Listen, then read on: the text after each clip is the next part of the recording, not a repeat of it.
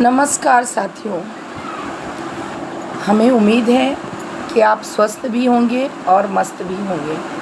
पिछले कई दिनों से हमें कॉल आ रहे हैं, मैसेज आ रहे हैं, कुछ पेरेंट्स क्लासेस तक मिलने भी आ रहे हैं कि मिस बच्चों की राइटिंग को कैसे सुधारा जाए। छोटे बच्चे जो हैं उन्हें कैसे लिखना सिखाया जाए। तो सबसे पहले उन्हें सिखाने से पहले प्रैक्टिस अपने आप पे करनी है, स्किप नहीं कीजिएगा। चलिए जल्दी से एक पेन उठाइए, एक पेपर ले लीजिए। आप A to Z अगर आप राइट हैंड से लिखते होंगे तो आप लेफ़्ट हैंड से लिखिएगा। A to Z लिख डालिए। हाँ, स्किप नहीं करना है। लिखा? ओके। अब लिख डालिए 1 to 100 लिख डालिए। ओके, लिख डाले, अच्छी बात है। देखिए आपको हंसी आ रही है देख के। लिखने में लेट हो रहा था, राइटिंग टेढ़ा मेढ़ा जा रहा था, कितनी सारी परेशानी आई या नहीं आई। ऐसे ही हमारे छोटे बच्चों में आती है परेशानियाँ। क्यों? क्योंकि इनके जो मांसपेशियाँ होती हैं उंगलियों के, वो मजबूत नहीं हुए रहते। बच्चा लिखता है तो वो थक जाता है, उसके हाथों में पेन होने लगते हैं, फिर भी हम उन पे प्रेशर लगाते हैं, नहीं लिखना है आपको, नहीं लिखना है। नहीं, बच्चे को ज़्यादा प्रेशर हाथों पे नहीं देना है। अगर बच्चा फर्स्ट टाइम अगर पेंसिल पकड़ता है तो आप ज़्यादा से ज़्यादा फाइन मोटर स्किल्स पे ध्यान दीजिए। पहला तो स्किल्स में बच्चों को दाल चावल से कराती हूँ।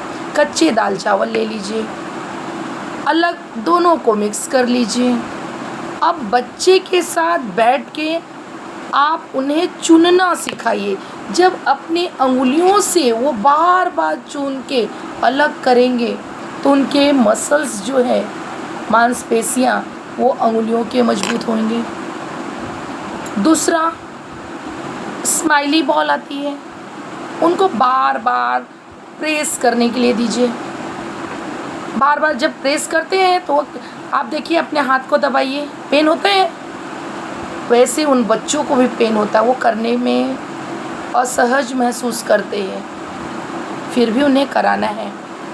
तीसरा, उससे थक गए, हमें ड्राइंग बनानी है। 3 मोड कराना है। अभी बहुत सारे वीडियोस आ रहे हैं, आप उन्हें भी देखिए, बच्चों को कुछ नए नए भी कराने के लिए।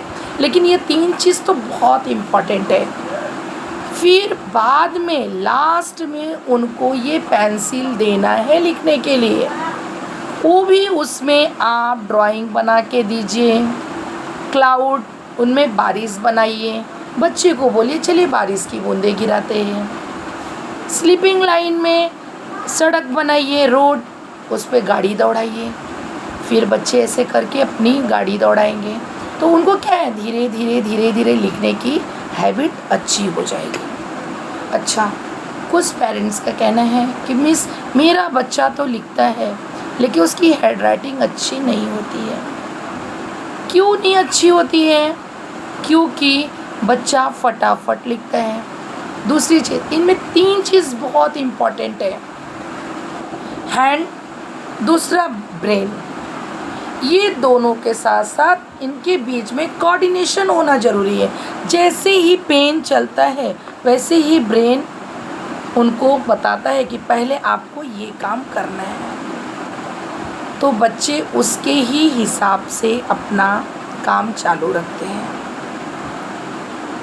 तो बच्चों को गेम, पजल्स भी खेलने के लिए फ्री कीजिए। जैसे बच्चा बॉल फेंकता है कहीं तो उसकी निशाना रहती है कि आपको यहाँ तक ही बॉल जाना है।